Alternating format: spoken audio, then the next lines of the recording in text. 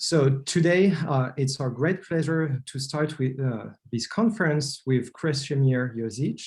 So Krešimir is a professor in the Department of Mathematics at the University of Houston, and is also holding adjunct appointments in biology and chemistry, still at the University of Houston, but also in biosciences at Rice University.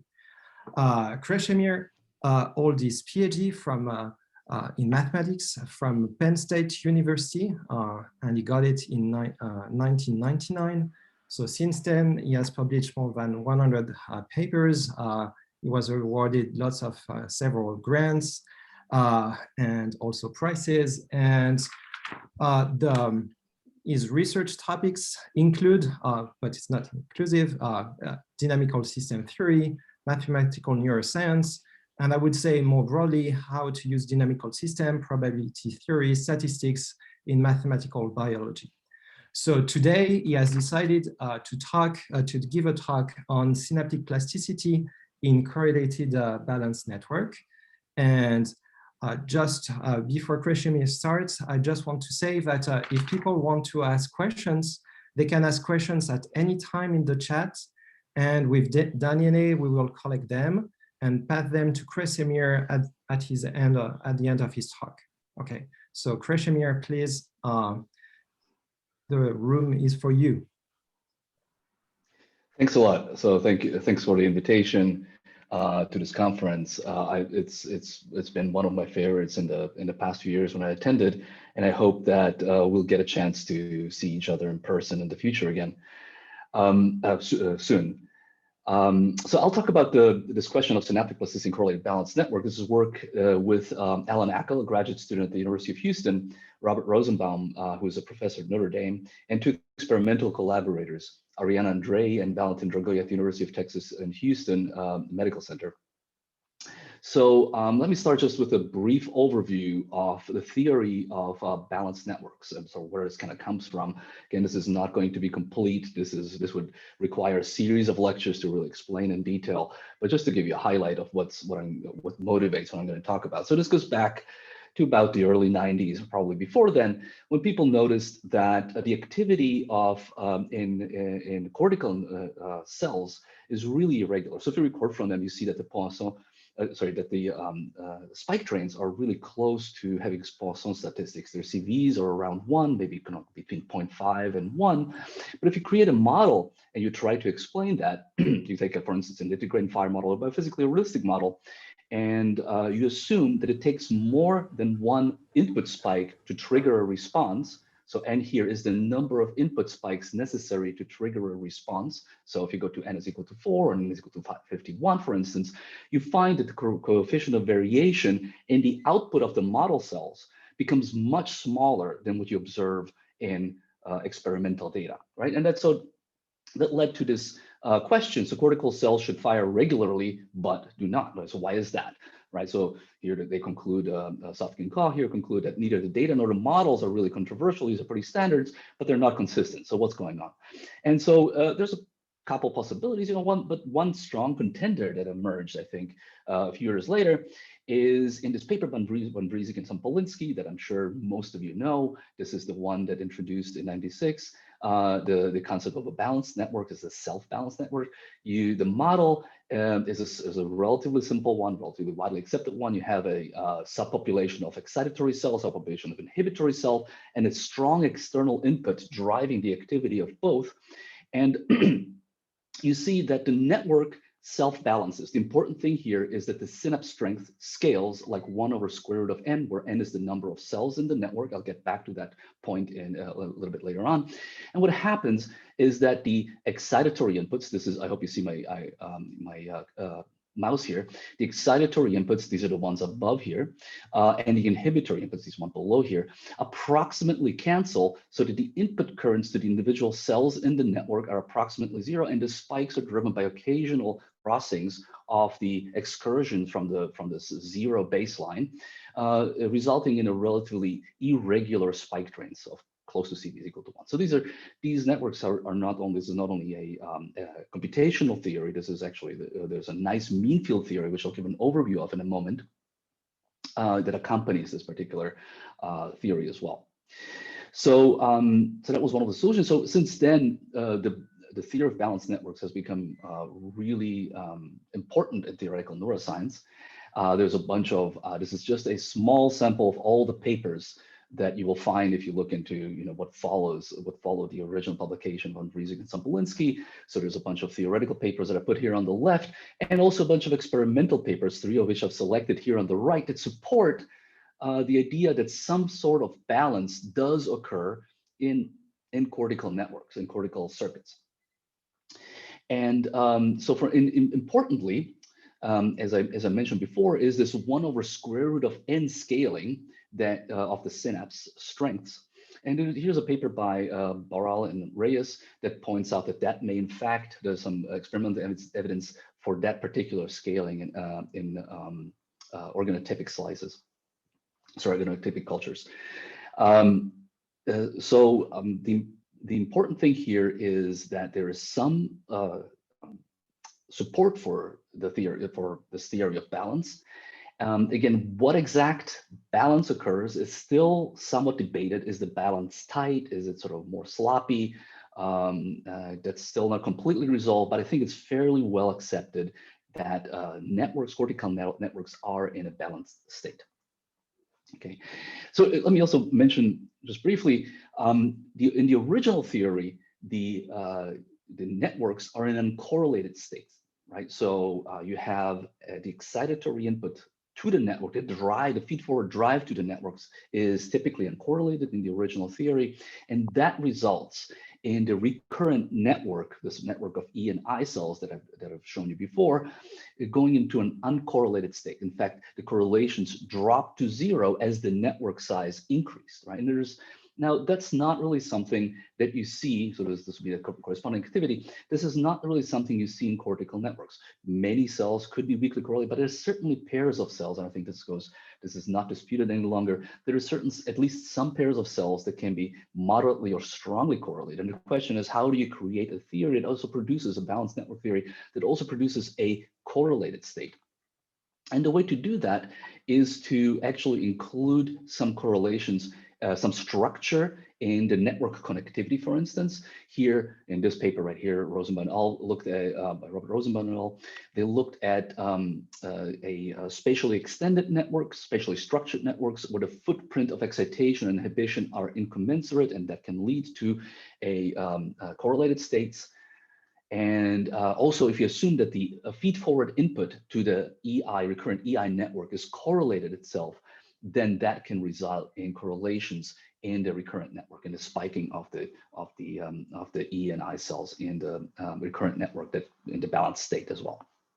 And so there's the typical activity that you see in those cases. The level of correlations can be governed, and I'll view this in a moment, by the level of correlations in the feed-forward input. So the correlations in the feed-forward input govern the amount of correlations or the level of correlations in the recurrent input, control it. So, and this is, there's other solutions as well that I'm not mentioning right here to this puzzle of correlations. But I'll take this paper, this solution is proposed in a paper by Baker et al. From Robert Rosenbaum's lab as the one that we use to model correlated networks, correlated states. Now, as I said in the beginning, we're going to talk about plasticity in correlated balanced networks. So I don't think I have to convince you about the importance of plasticity in neuroscience. This is how we think cortical networks or model networks learn, not just cortical networks, just networks in general, across species, even species that don't have cortices,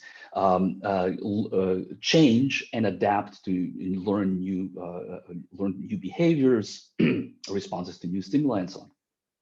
So it would be impossible for me to really give you a complete, even a partial review of the theory of plasticity.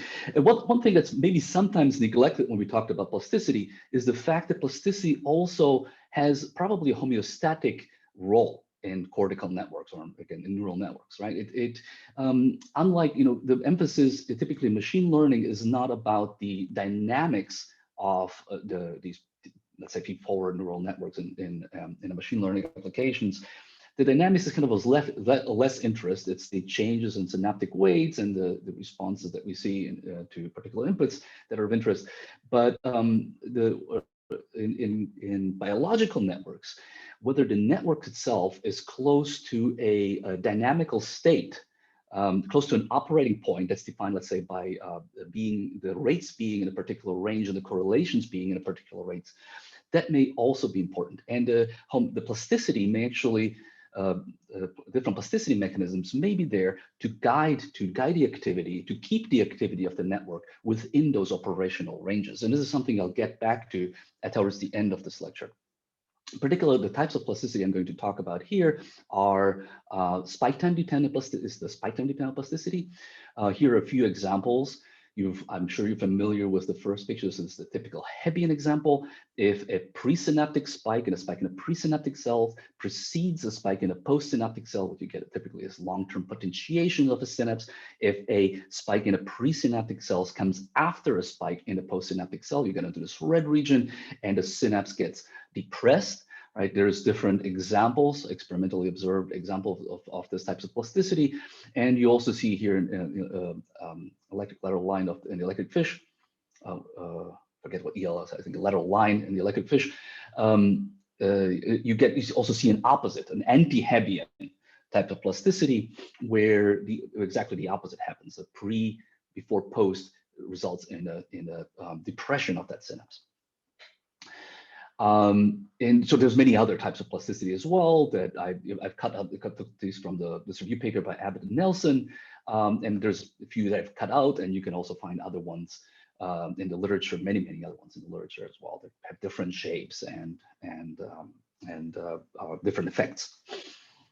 The way we're going to, so the question that we're going to ask here is, can we extend the mean field theory of balanced networks to include plasticity, right? So this is something that we actually, even though the theory of balanced network is well developed, I don't think we've looked at the literature, and this is not something we've seen answered.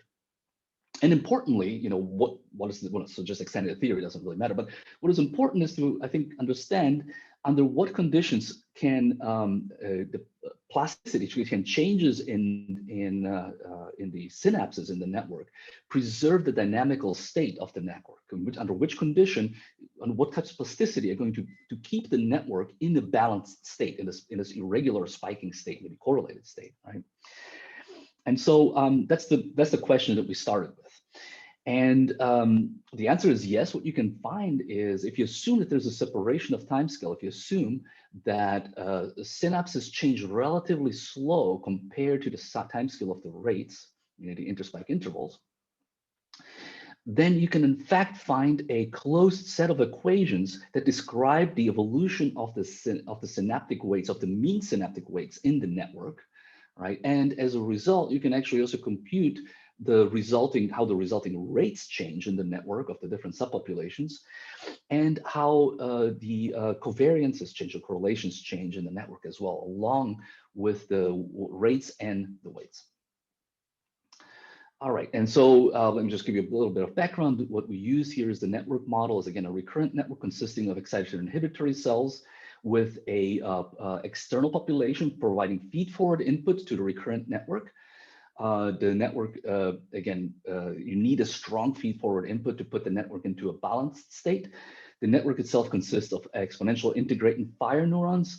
The particular model here does not really matter. We could use leaky integrating fire neurons, or, you know, any favorite, even some biophysically realistic models. The important thing is that we did use current-based synapses rather than voltage-based synapses. The theory can probably be extended to voltage-based synapses, although there's some changes in the scaling that we'd have to consider. And again, the input currents here consists of two parts. There's a recurrent part, RJA, and a feed-forward external input, XJ, to each cell to drive the activity of each cell.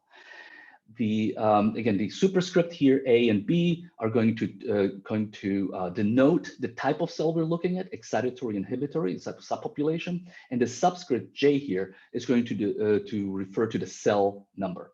We're typically often going to do in the mean field theory, we're going to average over all the cells in a network to find the average activity in the excitatory and the average activity in the inhibitory population. The synaptic weights are given by this block type matrix. It consists of EE weights, EI weights, I, and so on. The unscaled weights are given by a lowercase JAB. So this is just the weight between two population types. For instance, at the beginning, this is how we initiate the network. And the important thing is that we multiply the weights by 1 over square root of n. So where n is, again, is the population size, right? The weights are scaled by the square root of the population size. Again, as I said before, this is important for achieving the balance state, for putting the network in this regular spiking balanced state. In the mean field theory, what we do is we average all the weights across the entire network, right? So you take each pair of subpopulations, E, I, and so on, IE. So again, the second, as usual, the second letter in a subscript denotes the presynaptic population. The first letter denotes the postsynaptic population, right? So this would be the average weight of a synapse between the inhibitory and an excitatory neuron, right? And the way you can average this by multiplying the probability of a connection between a cell in the population B to a cell in population A. Here is the weight of that synaptic connection. This is the unscaled weight. We did not multiply by 1 over square root of n here yet. And QB is the proportion of cells in the network of that particular type. So for instance, QE would be 0.8 if you have 80% excitatory cells. Similarly, you can compute the average feed-forward connectivity matrix, right? So there's the average strength of connections from the external population to each type of cell, each population in the network. And the average rates would be obtained by averaging the rates within the excitatory and within the inhibitory population. Okay, so those are the three quantities that you typically, those are the three quantities that you get by averaging across the entire populations. Subpopulations that constitute the recurrent network, and you can compute the input to each cell type, the excitatory input and the excitatory cells and the inhibitory cells, by looking at the average recurrent input, right, which is the average weight matrix multiplied by the rates of the inhibitory and excitatory weights. That's the vector R here, plus the average connectivity matrix, from the external input, from feed-forward input, times the average rates in the feed-forward population, right? In the population, external population that's driving the activity in the network. Now, remember, each one of these weights is scaled by 1 over square root of n. There's n of them, so n divided by 1 over square root of n gives you a square root of n factor in the actual current that's driving the network. So that, of course, would blow up as the network size increases, unless this term in the parentheses here is 0, right? And so the balance state, the surprising thing about the balance state is that, in fact, this cancellation of these two terms defines a stable state of the network, can be under certain conditions, can define a network state that's actually stable. And in that state, the rate is exactly given by solving for R, right? The rate vector is given by solving for R when setting the term in the parentheses in this average input to each cell type equal to 0, right? And so this gives you an expression, an exact expression that works in the limit as n goes to infinity of what the rates in the network and the average rate in the excitatory and inhibitory subpopulations in the network should be, right? And again, in this case, the firing is going to be become uncorrelated as the size of the network goes to infinity. Now, to get a correlated balance state, what we do, again, this is not the only solution, but it's the one we chose for this particular case, is to assume that the input cells, right, the cells in the external populations that drive, again, the activity in the recurrent network, the inputs here are correlated themselves. Under those conditions, I'm just going to give you the result here. Under those conditions, the correlations do not go to 0. They remain order 1 as the network size grows. And in fact, you can find a closed form expressions for the covariances between two cells, for the activity of two cells. You take the activity window of size t window, you count the number of spikes, that's a random variable, and the average covariances between two cells of different types, like the E cell and EI cell and so on, and between an I cell and an E cell and so on, is given by the expression that I've given you down here. Again, this is an expression that depends on the covariance, on the correlation between cells in the input, the activity in the input, and the average matrices, the average weight matrices that are defined on the previous slide. Again, this is a quantity that you can compute exactly in this particular term. This is again following the theory of Cody Baker and from Robert and others, from a paper that came from Robert Rosenbaum's lab, who's Robert again is a collaborator on this particular project. Plasticity. Okay, so how do we model plasticity in this network? What we do is a relatively standard approach this is given in terms of eligibility traces, right? So an eligibility traces is simply a filtering of a input spike train. So every time you have a spike train SJI in a cell J in the population A, every time there is a spike in the cell J, the eligibility trace, it gets kicked up by one unit, right? And then it decays back down at a rate that's given by tau STDP. That's a time scale that determines the time scale of this plasticity window, really. It decays back, the eligibility trace decays back to the baseline level at that particular time scale. Okay, another spike, another kick, followed by a decay.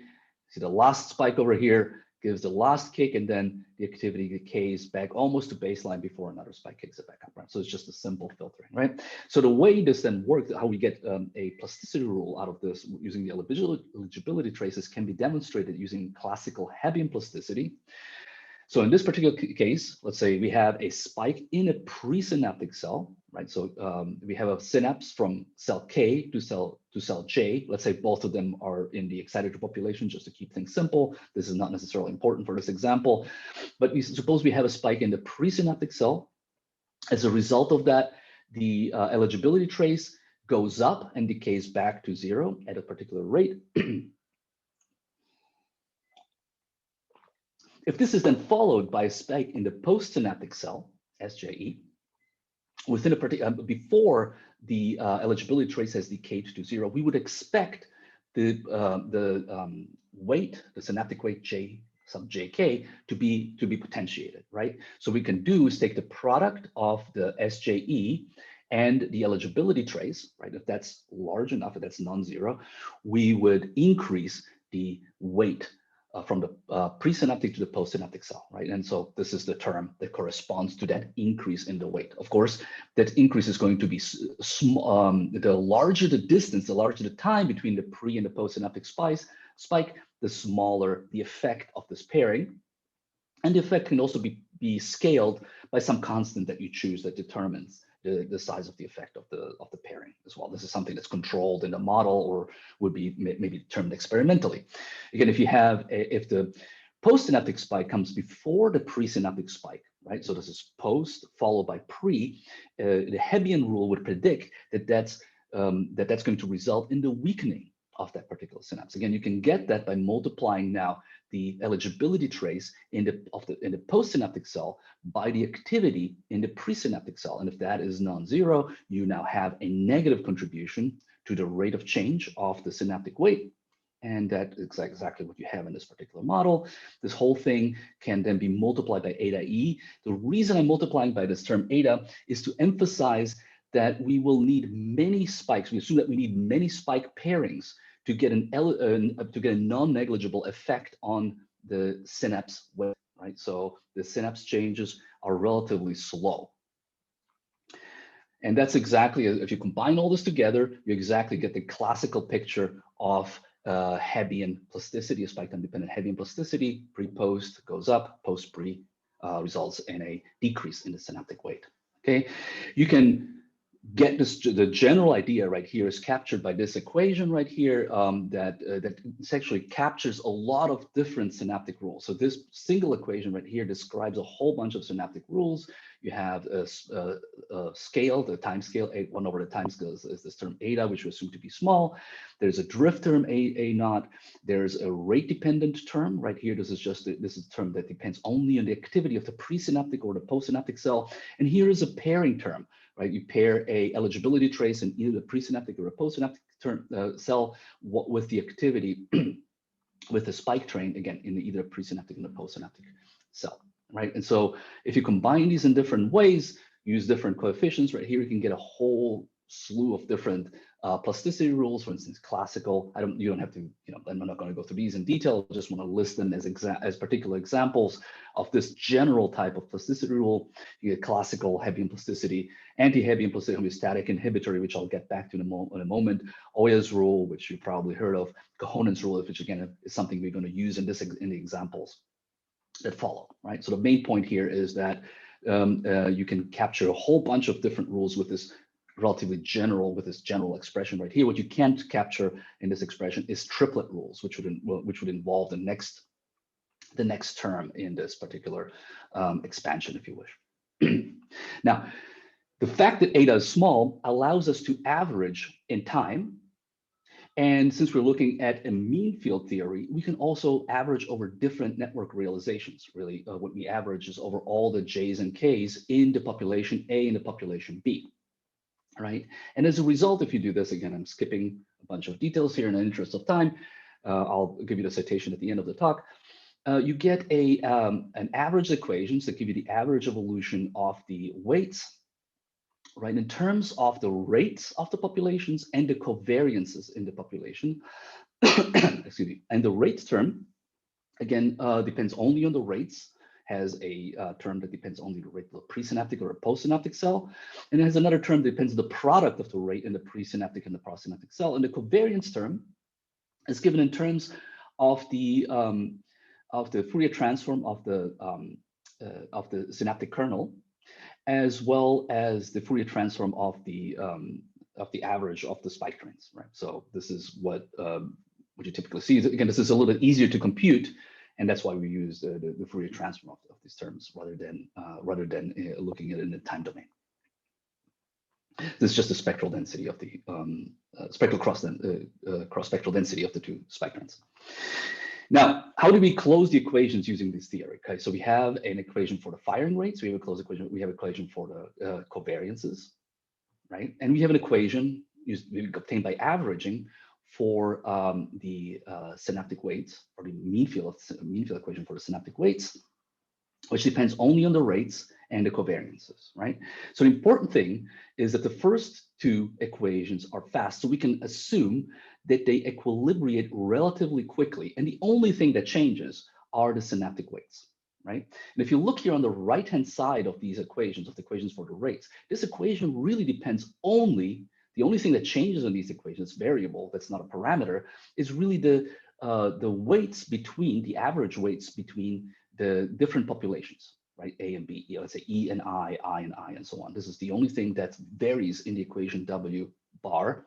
Wx is fixed. That's the synaptic wave for the external input. And similarly, the same thing is true here. I've rewritten this equation a little bit more simply, but the only thing that determines the covariance is, again, are the average synaptic weights between the two populations. So you can solve for the rates as a function of only the synaptic weights. You can solve for the covariance as a function of only the synaptic weights. You can plug these into the right-hand side, and it gives you a closed form equation for the weights themselves, right? So you now close them, you removed R, you move the covariances and the rates from the equation, you get the equation, self-consistent equation, or a closed equation, not for the synaptic weights. If you want, if now those weights converge to a stable fixed point, right? If the equation, now this would be a one-dimensional equation, if only one type of synapses change, if they converge to a stable fixed point, you can find that stable fixed point. Either we can say JAB star is the value of the stable fixed point. You can plug back into the first two equations determining the rates and determine the covariances, and in fact find the predicted rates and the covariances in that particular state. So just to test the theory, what we've done is look at, let me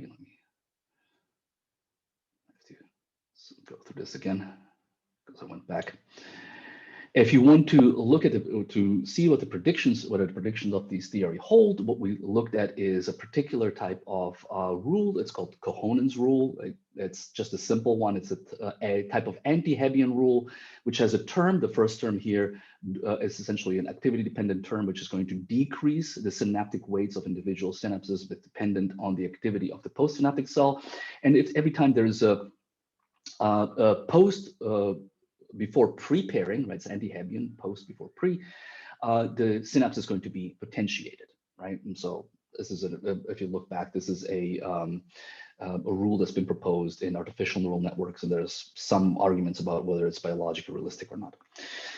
Now, we use it more as an example to kind of test whether the theory is correct. And in fact, what we find is that as the network size grows, the theory predicts, right? You find again we find that the network the theory predicts that the network stays in a balanced state. There's no blow up of the rates. The weights should approach a stable fixed point, which is given by the dashed line over here, right? And in fact, as the network size go, the solid line here is showing the computational or simulations, the simulated balanced network of the type of I've described before. The simulations effectively agree pretty well with the predictions of the theory. Again, the predictions get better and better. This is an asymptotic theory that works in the limit of a large network. Of course, the theory agrees with the numerical experiments better for larger network sizes. Similarly, the rates that are predicted by the theory also agree with the simulations, and the theory and the simulations also show that the covariances decay and the correlations in the network go to zero as the network size increases. And the correlated state, so this is again, now we look at this was the asynchronous uncorrelated state. The input to the network was a CX was 0. In the second case, we assume that CX is non-zero. You get a similarly good agreement between the two. The main difference right here is that the covariances do not decay to 0. They stay order 1. Right, and so here's different examples where the different EE, EI, and II covariances are different because of the different solutions, the different structure of the network, the average weights and the recurrence weights. And so one thing that the Cohonens rule also does is the following. So if you look here, if you look at the first term, this term is this describes this anti-Hebbian nature of the plasticity rule, and it says that if there's a pairing, a pre-pairing in the spikes of the two cells of the presynaptic and postsynaptic cell, then the synaptic weight gets potentiated, right? So if there's sufficiently many of those pairings, this particular rule will predict that the network, that the activity should run away, right? I mean, just intuitively, you will expect that that's going to happen, right? And especially if the pairing leads to a sufficiently strong potentiation of that particular synapse. And indeed, this is what you observe. In fact, if you look at the closed form, this closed solution of this particular rule, right? So this is, if you close the equation as I described before, you'll see that now you get a one-dimensional equation. You can study the bifurcations in terms of the bifurcation parameter beta that describes the strength of this interaction. And you see that as the larger beta is, the network essentially undergoes a saddle node bifurcation, and there's no longer a stable state for the synaptic weight to go to, right? You expect the blow up in the synaptic weights as a result as beta becomes sufficiently strong. And since the synaptic weights blow up between excitatory cells, you expect the excitatory rates to also blow up. And in fact, this is what you see in the numerical experiments as well. The difference here is that this blow up in the numerical experiment simulations happens at a value of beta that's much lower than predicted by the theory. That's not necessarily an expected because we're ignoring all the heterogeneity in the network, all sources of noise in the network, and this is probably a noise-induced bifurcation. So this is effectively, if you're in a regime right here, where you're nearby bifurcation, a small heterogeneity in the network, a small source of noise effectively in the network can push you across that stability threshold and result in an instability, right? So this is typical in if you look at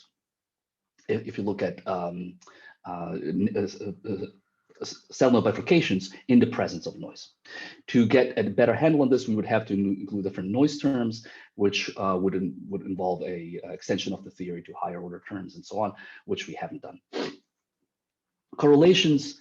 Correlations actually have a relatively small impact. Let me just focus on the two right-hand pictures right here. If you change the input correlations, in the case of the Cohonens rule, the excitatory weights in equilibrium change relatively little.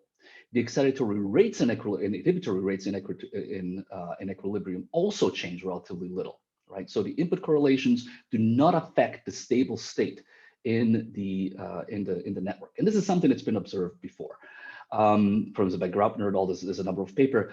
This happens unless you really fine-tune the learning rule, right? If you have a very particular types of learning rules, for very particular types of learning rules, the correlations can matter, but it again has to be adjusted just right.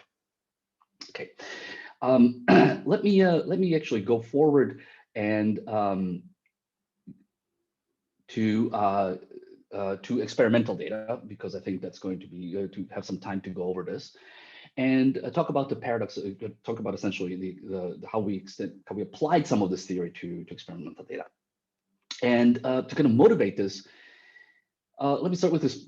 This is a really, I think, important paper recent paper by Zenke, Gerstner, and Ganguly. It's a 2020 paper that argues that typical types of homeostatic plasticity that we now use in models are much too slow to keep Hebbian plasticity from running away and causing a runaway effect, essentially blow up in networks, right? So there must be some types of rapid compensatory processes that would prevent it, that do not occur on the time scale of hours or days, but occur on much shorter time scale to keep the network close to the operating points that we know they are in, right? And so what those are is a question, right? And so in the next few slides, I'm going to suggest that that a particular type of inhibitor plasticity may actually play that role. So the experiment, this is again experiment done by Arena Andre in the lab of Valentin Dragoy at the University of Texas Medical Center in Houston. It's a very simple experiment. So the idea is that you inject a certain virus in V1 to allow for optogenetic stimulation of excitatory cells in subnetworks of V1. Circuits of V1. So these are the pyramidal cells are being excited. You can excite in these cells by using light. What we then predict, it is associated plasticity would increase network correlations, for instance, or network rates as well. And the compensatory processes could then affect the correlations and the rates in those networks, right? And the behavioral part of the experiment is really simple. You have a monkey, it fixates. There's stimulation, laser stimulation, right? There's no other type of input. The monkey does just fixate at this particular point, and then there's a response at the end. It has to move size left or right, right? But this is really the time before the response is the one that we're going to be interested in, where you stimulate the network. Okay, the firing rate reliably go up during stimulation, right? So you record from this population, you look at the average. So these blocks are the trials. Each trial is of a few seconds in length. Each trial, they're separated into blocks, and the blocks are a few minutes in length. And then you have a session, which constitutes of 40 blocks. And what happens is that the firing rate stays roughly constant across the entire section. Every time you stimulate, you increase the firing rates of the cells that are being stimulated.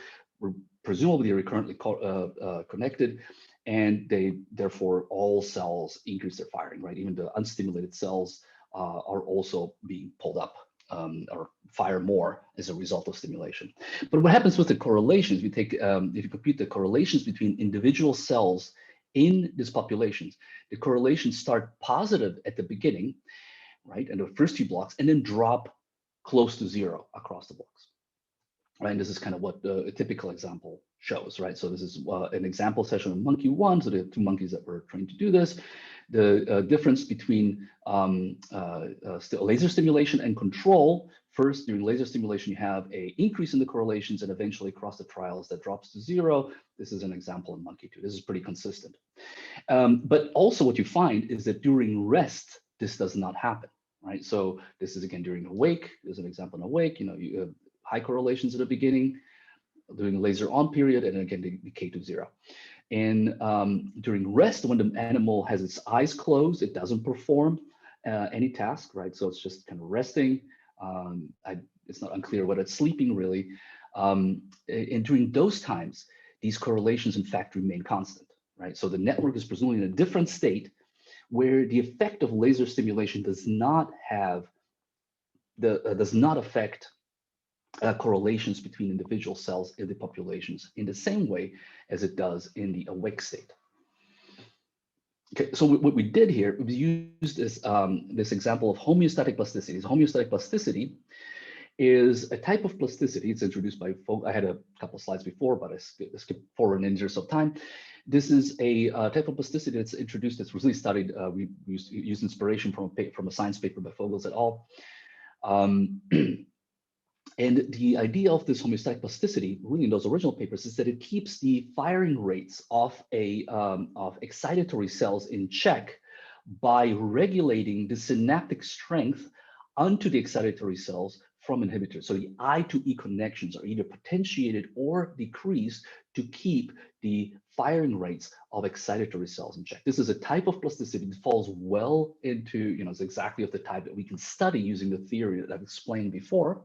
Right, and here's the type, here's a typical picture that it's a rate-dependent picture right here, so it's not static right here. But this really gives you an idea if there's a pairing between pre and post, sufficiently close, the synapse is potentiated. It's potentiated in a rate-dependent way, so as to keep the excitatory firing rates at within a particular range. What you find also is that this particular plasticity rule, is also going to decorrelate the response of the stimulated cells in a computational in a model network in the same way that as observed in the experiments, right? So after this is you have to tune the tau, this time scale of the plasticity. That's the only thing you really have to tune here really carefully to make it sufficiently fast.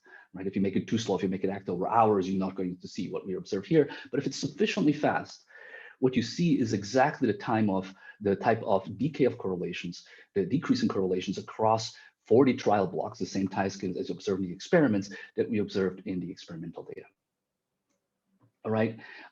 It also shows a relatively small effect. You can know that the way we assume that the network changes during a resting period is by downscaling the synapses. And there's some support, experimental support for this in the literature.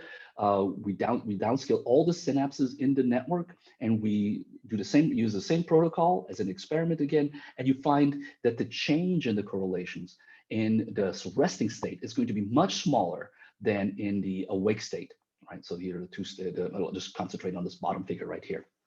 Right, so in the resting state, in the resting network, the change in the correlations is there, but it's much smaller. So this is again consistent, at least not exactly, but fairly consistent with what we see experimentally. And so this provided a hypothesis, right? So one way that this homeostatic plasticity, one form of homeostatic plasticity that could push the network into this uncorrelated state under laser stimulation could be this type of inhibitory plasticity that I described in this example that we used in this network. And so what Ariana did, she went back, and there's a way to identify putative excitatory and putative inhibitory units in the network by looking at their spike shape. So narrow spiking units are the ones that are putative inhibitory cells, and broad spiking units are putative excitatory cells.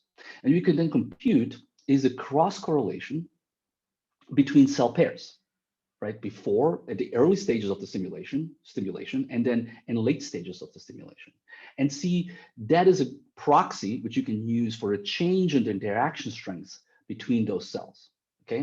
And what you find is that the interaction between broad pairs, meaning pre-theta excitatory cells, remains approximately constant across the experiments.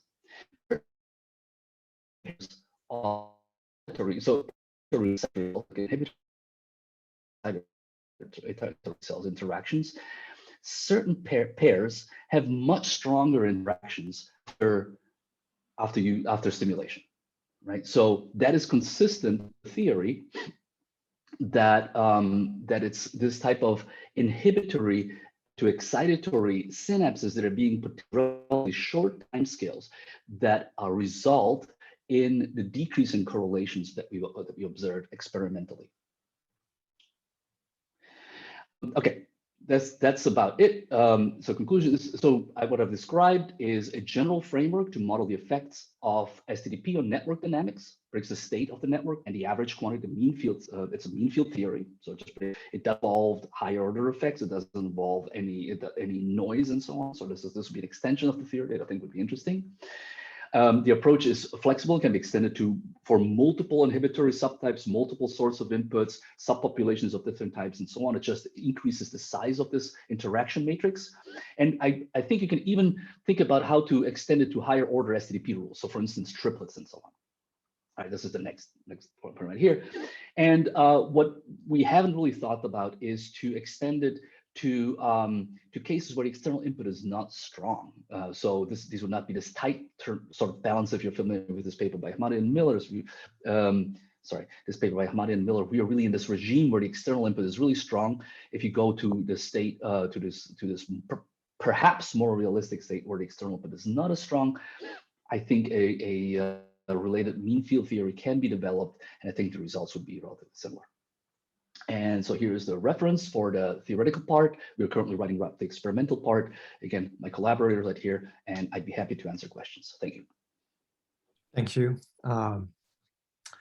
I already have 2 questions for you from the audience. So I will start reading the first one. So it's from Yuri Rodriguez. So actually it's a 2 question in one.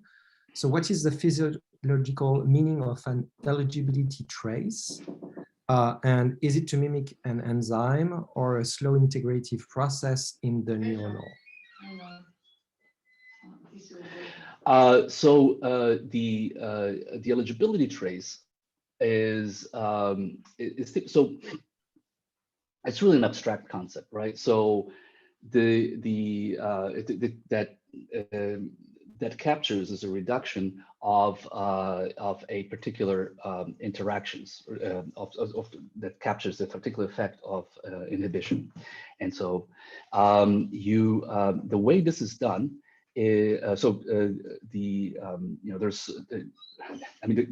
way plasticity works is really complicated, right? I mean, there's this calcium influx that stays into the synaptic into the spines, that stays on for a certain time, that provides a window of opportunity for the synapse to be potentiated and so on, right? And so this does away with all this complicated biology and captures it into a really oversimplified particular interaction. And so make a direct connection to biology is relatively hard, right? But it does capture the spirit of the biological processes, right? And it's pretty frequently used. What's the second type? But I wasn't sure about the enzyme question. Yeah, so maybe because I have multiple other questions, I will switch. I mean, you already answered one question from Yuri, so maybe I can jump to Jonathan Rubin's question. So he's saying in the theory first presented here, input correlations have a strong impact on correlations within the network. So in the theory with plasticity, the results seem to show that input correlation have little effect. So how to how to fit together these results? So sorry, could you, so the input correlations have, could you So repeat it the question? says I'm that sorry, I input think I lost the question. correlations have a strong impact on correlation within the network. But when Uh-huh. you were talking with the one within the plasticity framework, the results seem to show that input correlations have little effect. Right. Okay. Less So effect. there's a little bit of, so there's a difference right here, right? So what we've shown is that the correlations, the input from the external population, right? So the correlations in the external population have a small effect on the steady state of the network, right? What I haven't talked about is how the correlations between cells in the network change, right? That's a separate point. So the first point was that the input correlations, the correlations from the input affect the steady state of the network relatively little. But what can happen is that the correlations between cells in the network can be affected by plasticity, right? So those are two different things, right? So the steady state is not affected by input correlations, but the steady state correlations can be affected by a plasticity rule. And that's shown in the second example. Okay. So I have a third question by Olivier Faugeras, who is asking, do correlations in the input result in correlations in the network rates and in the coupling coefficients, or in both? Do correlation. So what happens is, so let me give you let me kind of answer the questions. Sometimes it's interesting to answer the questions. I think this goes to it. So the input correlation. So what frequently happens, and this is something that I think is really interesting. I skipped over it. Is that correlations, and not just the correlations, but actually just the input itself can produce correlations between weights and rates. Okay, so this is something that we usually ignore in balanced networks. Correlations between weights and rates. Okay. And if you look at the theory, this is you just take the average, you assume, you use the usual trick, you assume that these are uncorrelated, and that gives you the nice theory that I described in the beginning. What frequently happens, but plasticity rules can in fact introduce those correlations, and they essentially make the mean field theory, the mean field theory can then break down. And to account for that, this is a little bit, it's in the paper here, discuss this briefly. To account for that, you would have to extend the theory to take into account correlations between weights and rates. And as far as I know, that has not completely worked out yet. But I think that's an interesting direction. I think this is something that will happen in plastic networks. I mean, those types of correlations between weights and rates, the fact that are to have the and therefore the random weights are going to be correlated in the final state is something that will appear, and it's something that the balance theory, balance theory does not account yet. Okay, so I think that did we lose? No, okay, sorry. Maybe my internet connection is not that good. I guess that we have multiple questions. I'm not sure that we have time to take all of them, just because in 5 minutes we're starting a mini symposia.